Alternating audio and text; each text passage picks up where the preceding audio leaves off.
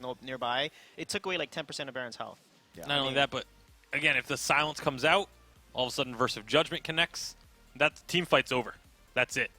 So the Rekt is really going to have to step up as far as blocking those blast tremors. Yeah, and I called it out last time because Rekt, not that he's a very awesome support, but he just like sometimes doesn't keep vision on Catherine. I feel like if he does keep vision on Catherine, he can block these silences. But that's how, when I played him back in the day, that's how I would get him his silence from a bush, and he would not see it coming. So how important are war treads for Cloud9? I wouldn't normally ask this question, but I'm looking at their lineup and I'm saying, getting onto that Lyra, getting through an active camo before it's poppable, it activates, could be kind of challenging. That's the one big advantage I see for Gankstars. It is an edge, especially when you have the pedal. That might come out in last week, and well, it certainly has. It's going to be this jungle Catherine Black Feather up in the lane, and this Adagio on Cave. Okay, well, it's up to Joseph then to put his money where his mouth is, because so far it has a 0 for 1 success rate. Okay, yep, some really strong statistics there, but yeah, you're right, no, we'll have to see. Gankstars, they're going to invade into the jungle, steal away these backs here. You can see that Old School's doing the same on this Black Feather, and actually Rekt is trying to stop him, but look at where Cloud9 are, they're all roaming down, they're looking for this first blood onto Rekt, and he is going to be forced to use those boots as safety. They planned this, Gankstars, they knew that Rekt would be in danger. Boots first item, nice stuff. Now Cloud9, they're trapped between Gankstars. It's going to be a fight, there's only one way, and that's towards them. They're looking for the fight here. Joseph taking a lot of damage, has to back away. Going to be Gankstars coming back in, looking for the re-engage, but Gabe Bizzle, Old School, they're doing work. Old School going to get tanked down, he's going to be roasted, and the first blood, it goes in the way of Xenotech. That's going to be another kill going to the way of Gankstars. Gabe Bizzle trying to return fire, but what can he do? It's going to be Araki Zoro to complete the ring of kills, and that's the 3 kills going to this Gankster roster.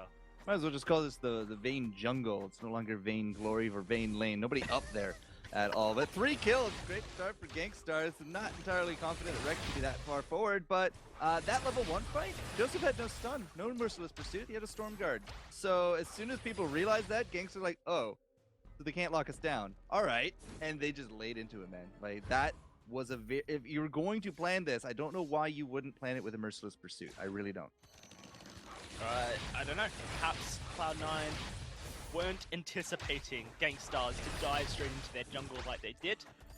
It was very reactive play that Cloud9 then went into the jungle of Gankstars. It wasn't them who planned that decision. So I think Storm Guard makes sense when you're doing your own jungle, because you can reflect the damage back, a bit of extra damage as far as the jungle is concerned, but obviously it doesn't make sense if you're looking for a fight. Okay, so he has a Stormguard banner now to go with it here as well. He's level 2. And remember, he's not going to be that captain. It's going to be Gabe. So Gabe is the one hanging out in lane. Jungle Catherine has yet to convince, well, myself, amongst others, for this viability. But, you know, it's the last day of 2.2, perhaps for either team. Right now, it's looking good for Cloud9, because they're up 1-0. But if they drop this, we're going to a game 3, and that will be a 0-2 win rate on this Jungle Catherine. Well, we'll have to see how it plays out. You know, in the previous game, I feel like Xenotech was the man on Gankstars who was really actually just making a lot of work on that CP Kestrel. Unfortunately for Gankstars, Araki just wasn't able to get into the zone with Baron, and Rekt, you know, I think a lot of criticism went his way as far as, you know, his ability to impale, his ability to block out some of those silences coming out. So now he's on his most comfortable hero, I believe, Lyra. We see another weapon-powered Kestrel brought to North America. Exciting stuff. I'm really excited to see if Gankstars can equalize the series. Yeah, there's not going to be any kind of those big one-shot, big damage numbers. There's not going to be glimmer shots that kind of just shoot you out to the moon. It is going to be this weapon. So you're looking for a little bit more steady compared to the bursty nature of that CP, but at the same time, like, it's still a very hard-hitting, you know, way to go. So.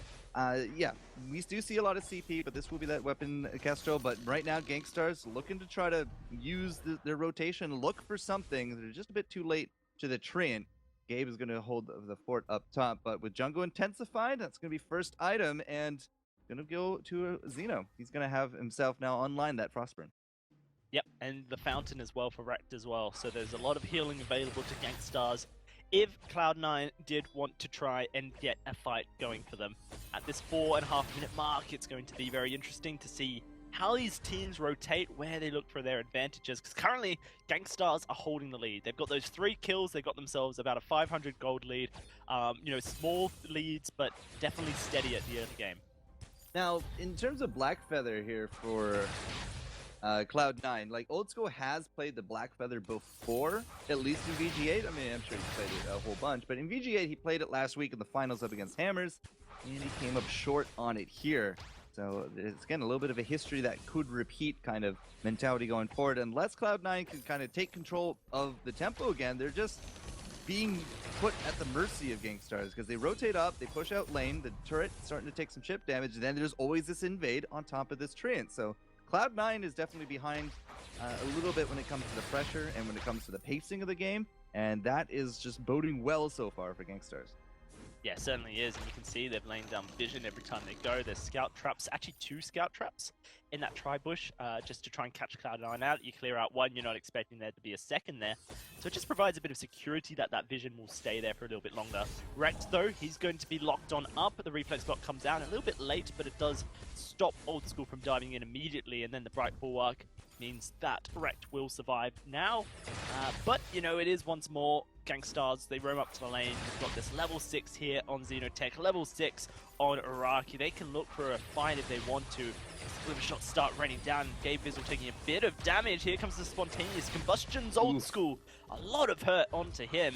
Has to pop the potion. Gabe Vizzle will have to heal him up, but this turret is just going to be in trouble. The melee of Old School makes farming so hard. Darjo has to kind of really do the work, and now it's going to be Cloud9 stuck in an engage as they're trying to work. Joseph's trying to get in. The blast tremor will land onto all 3, but there's just no follow-up for Cloud9. Gankstars can return fire. They can look for more things here if they want more damage. Joseph, he stuns up. Xenotech's fountain will come out. Xenotech going very low, but he's out of the fight just about. Will survive, burning down, but he's alive is the main thing. And Gankstars able to get away from this aggressive Cloud9. Well, they pushed forward. They didn't quite get their objective. That turret is still going to be standing, but at the same time, Cloud9 able to push it back a little bit. It really is kind of scary how much poke they have on top of the Gankstars name. That's almost a shot and in the dark and into a steal, but not quite. Still the goal to go over to Cloud9, but you see the power of Xenotech and the Monions. You see this weapon power Iraqi Zoro, right? They were able to get a lot of poke down, and I really do think that they were able to take that turret right there. But Cloud9 are very tenacious. We held on to the fountain as long as we could there from Gabe Vizzle, and as a result, just going to rinse repeat a little bit here. We are still behind in gold when it comes to Gankstars, because Gankstars are well, when it comes to Cloud9, because Gankstars are still leading out, but one more rotation in that lane, that turret probably going to fall there, Dowsy. Yeah, you would expect that it's not too long for this world, but actually it's going to be a fight. Cloud9 initiating it, and Old School just gets trapped on up, taken on out by Iraqi. Burst from Gabe just to try and buy some space, but it's looking like he's going to be the next to fall as Xenotech dives on forward, trampolines, and there's the kill. Now that turret is not long for this world for sure. Gangstar should be able to take it. Some really great early moves from them to gain such a gold lead. So there's 2 problems that I see with Blackfeather. Nothing against Old School, it's just simply his kit is very dependent on him being able to stick into the back, right? He has that, he has the feint, moves forward, lunges, right? He has the Rose Offensive, he does that barrel roll, it's a great block mechanic there as well, but both of those get defeated by Rekt and that Bright Bulwark. Not only that, if he jumps Iraqi Zoro, whose second item coming online here at 8.5 minutes in, that the cooldown reduction that it grants the active camo makes Old School double check his ideas of moving forward with aggression, because not only has Rekt caught him with the Bright Bulwark several times already, now Iraqi Zoro is going to be able to lay down an active camo, and unless Old School has that block online, which he doesn't yet, he's just going to be kind of sitting duck. Yeah, no, it's tough times. Gankstars, they push forward here for a bit more aggression here, and you know, they need to hold this early advantage, I feel like Blackfeather will really become a pain for Gankstars if he can get in the lead. Well, he's failing to do that so far. 3,000 gold, a little bit of a tango down here with the Crystal Sentry, but Cloud9 are just so far away at this point, so Gankstars get it pretty free and clear. He has 1 item, and we've started into the Atlas Pauldron. Once Old School does get the Atlas Pauldron, he becomes a bit more of a threat, because then Iraqi Zoro is going to have to be on point with his own reflex. But we're double reflex. We got a Crucible there from Rekt on top of things. As soon as we get into the Ward Treads, I'm not entirely too sure Old School will be a threat. Have to see. And then, you know, talking about threats, let's talk about I Love Joseph. This Catherine in the jungle.